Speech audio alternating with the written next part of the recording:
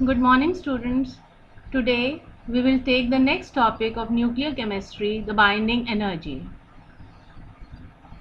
बच्चों, हमें पता है कि न्यूक्लियस के अंदर जो है न्यूक्लियॉन्स रहते हैं, प्रोटॉन और न्यूट्रॉन, और हम बाइंडिंग एनर्जी किसे कहते हैं?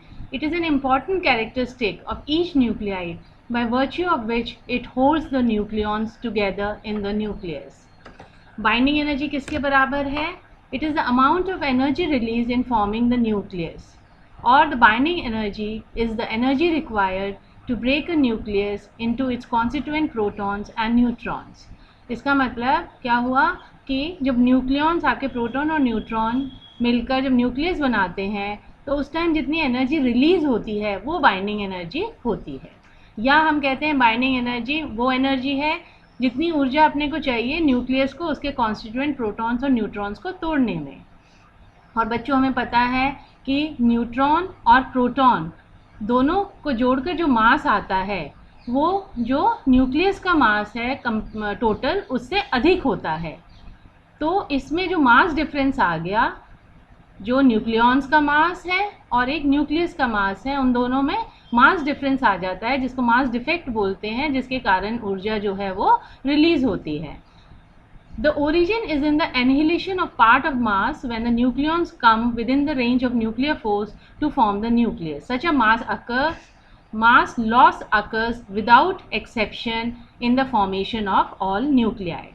तो ये जो मास डिफरेंस आ गया इसको फिर आइंस्टीन ने अपनी इक्वेशन E = mc स्क्वायर के द्वारा समझाया कि जो मास डिफरेंस है वो एनर्जी में चेंज हो जाता है, और the energy released in the destruction of mass equal to 1 atomic mass unit is given by E = mc square या uc square, that is 1.661 into 10⁻27 into 3 into 10⁸ जो velocity of light है आपका, तो इससे आपका 14.95 into 10⁻11 जूल्स आ जाता है। और क्योंकि 1.6 into 10⁻13 joules 1 million electron volt के बराबर होता है, तो ये 931 MeV हो जाता है।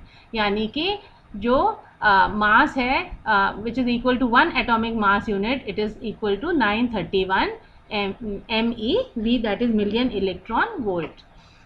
बच्चों, हमें पता है कि सन और स्टार्स में जो एनर्जी रेडिएट हो रही है, निकल रही है, वो कौन से रिएक्शन से निकल रही है? थर्मोन्यूक्लियर रिएक्शन, जिसमें कि 4 प्रोटॉन जो है वो कंबाइन होके आपका एक हीलियम पार्टिकल दे रहे हैं और 2 बीटा प्लस और 2 न्यूट्रिनो, और जो एनर्जी रिलीज हो रही है वो 26.07 मिलियन इलेक्ट्रॉन वोल्ट।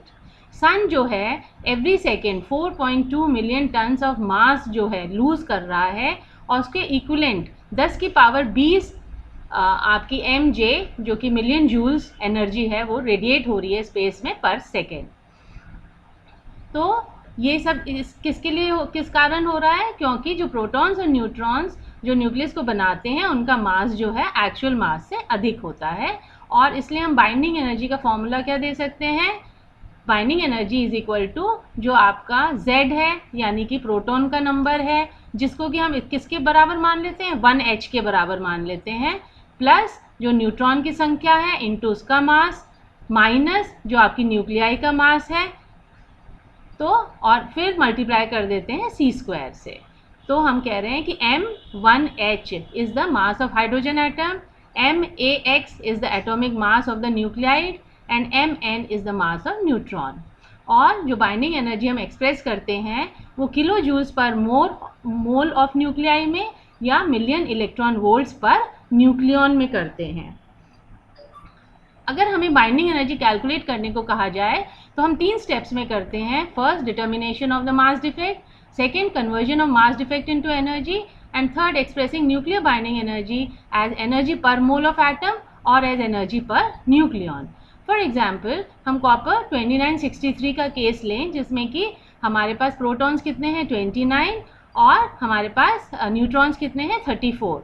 तो जो हमारा कंबाइंड मास होगा वो 29 into mass of the proton plus 34 into mass of the neutron, that is equal to 63.50590 AMU, that is atomic mass unit.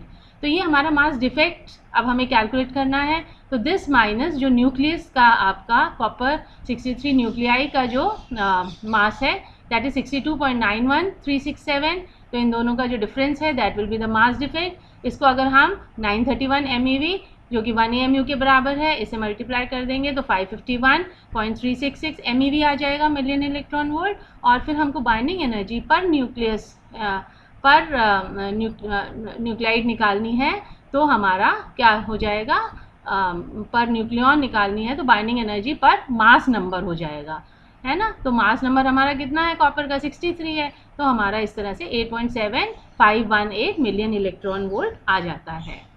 अब इस डायग्राम को अगर हम देखें तो हमारे जो न्यूक्लियॉन्स हैं जब वो अलग अलग होते हैं और जब एक वो पहले भी हमने बताया था विद इन शॉर्ट रेंज हो जाते हैं, न्यूक्लियर फोर्स जो है बहुत शॉर्ट रेंज फोर्सेस हैं, तो जब न्यूक्लियॉन्स एक लिमिट के अंदर आ जाते हैं शॉर्ट रेंज में, तब जो है न्यूक्लियर फोर्स जो है वो इनको साथ में लाता है और पैकअप करता है और फोटोन जो है रिलीज होता है। तो हम इसको कहते हैं कि binding energy is always positive for all nuclides whether stable और not, means that combination of proton and neutron when brought together within a nuclear distance is relatively more stable than the assembly of nucleons outside the distance, that is protons and neutrons attract one another when brought to within a nuclear distance, proving the existence of nuclear force of attraction।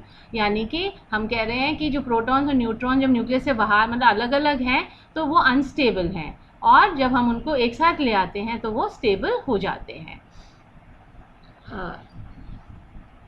अब हम जो हमारी binding energy per nucleon है उसका और proton number mass number A is mass number, इसके साथ अगर हम ग्राफ खींचें तो हम 3 हिस्सों में इसको बांट देते हैं, lighter nuclides, second greater than 30, less than 90 और फिर ग्रेटर देन 90।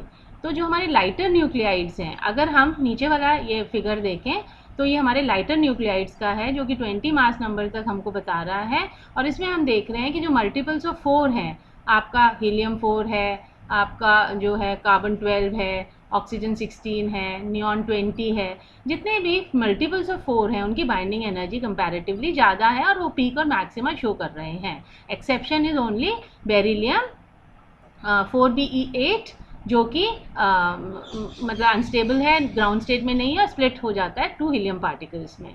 अब अगर हम इसके आगे नेक्स्ट केस देखें where mass number is greater than 30 but less than 90, तो हम देखेंगे कि जो मास नंबर 16 है आपका ऑक्सीजन का, है ना, और 28 to 32 यानी कि सिलिकॉन और सल्फ़र, 28 सिलिकॉन का होता है, 32 सल्फ़र का होता है, यहाँ तक अगर हम रेंज में देखें तो हमारा जो बाइंडिंग एनर्जी है वो 8 to 8.3 है बच्चों, 16 से लेकर, और अगर हम 28 32 मास नंबर तक देखें तो हमारा 8 से लेकर और 8.3 MeV बाइंडिंग एनर्जी शो कर रहा है। उसके बाद जो है आप देख रहे हैं कि एक प्लेट्यू आ जाता है आपका 30 मास नंबर के बाद, अगर हम 60 तक देखें, 60 मास नंबर तक एक प्लेट्यू शो होता है, और ये प्लेट्यू जो है इसमें आपकी 8.3 से 8.7 million electron volt binding energy per nucleon है, जो कि A=60 वाला रीजन किसका है, आयरन, कोबाल्ट और निकल का। तो यहाँ पर जो है ब्रॉड मैक्सिमा पाया जाता है। उसके बाद अगर हम हैवी न्यूक्लाइड्स की बात करें जो कि आपका 90 के बाद अगर हम देखें, इसमें मास नंबर 90 के बाद अगर हम देख रहे हैं तो आप देख रहे हैं कि टेपरिंग शुरू हो गई है, डिक्रीज शुरू हो गया है, और हम कहते हैं कि अगर जर्कोनियम जो कि 90 से मतलब 90 जर्कोनियम उसके बाद जो है वो मोनोटोनिकली डिक्रीज होता है 8.7 से 7.7 मिलियन इलेक्ट्रॉन वोल्ट, और ए जब 210 है तब वो 7.7 हो जाता है। अगर हम बिस्मथ 83209 का केस देखें जो कि सबसे हैवीएस्ट स्टेबल न्यूक्लियाइड माना जाता है, इसके बाद सारे न्यूक्लियाइड जो है रेडियो एक्टिव हैं और मेनली अल्फा एमिटर्स होते हैं। तो हमारी जो यूरेनियम 288 लास्ट में हम देख रहे हैं उसकी जो एनर्जी होती है वो 7.3 MeV पाई गई। तो बच्चों हमने क्या देखा कि जैसे जैसे एटॉमिक नंबर इंक्रीज़ हो रहा है तो रिपल्सिव इलेक्ट्रोस्टैटिक फोर्सेस जो हैं वो इंक्रीज़ होती हैं। प्रोटॉन की संख्या जब अंदर न्यूक्लियस के अंदर इंक्रीज़ होंगी तो रिपल्सिव फोर्सेस इंक्रीज़ होंगी। इस रिपल्सिव फोर्स को मेंटेन करने के लिए जो न्यूट्रॉन का प्रोपोर्शन है वो बढ़ जाता है, पर ये बढ़ने के बाद भी ये जो न्यूट्रॉन टू प्रोटॉन रेशियो है वो सिर्फ पार्शली कॉम्पनसेट होती है प्रोटॉन प्रोटॉन रिपल्सिव फोर्स को ख़त्म करने के लिए हेवियर न्यूक्लियाइड्स में। तो जब रिपल्सिव फोर्सेस इंक्रीज हो जाती हैं तो हमको लेस एनर्जी सप्लाई करनी पड़ेगी न्यूक्लियॉन्स को रिमूव करने के लिए। अगर हमको न्यूक्लियस में से न्यूक्लियॉन को रिमूव करना है तो हमको बहुत कम एनर्जी देनी पड़ेगी और वहाँ पे बाइंडिंग एनर्जी पर न्यूक्लियॉन यानी कि क्या हो गई, डिक्रीज हो गई। जैसा कि हम कह रहे हैं कि 83 आपका बिस्मथ जो है उसके बाद सारे जो न्यूक्लियाइड्स हैं वो रेडियो एक्टिव हैं, मेनली अल्फा एमिटर्स हैं, यानी कि वो स्टेबल नहीं है। तो उनको हमको बहुत ज़्यादा एनर्जी नहीं देनी पड़ रही, वो कम एनर्जी में ही न्यूक्लियॉन्स को रिमूव कर रहे हैं। और तो हम कहते हैं कि बाइंडिंग एनर्जी पर न्यूक्लियस जो है वो इंडिकेशन है डिग्री ऑफ स्टेबिलिटी की। अगर हाई है बाइंडिंग एनर्जी पर न्यूक्लियन तो वो स्टेबल न्यूक्लियाइड्स हैं और कम है तो वो लेस स्टेबल वंस हैं।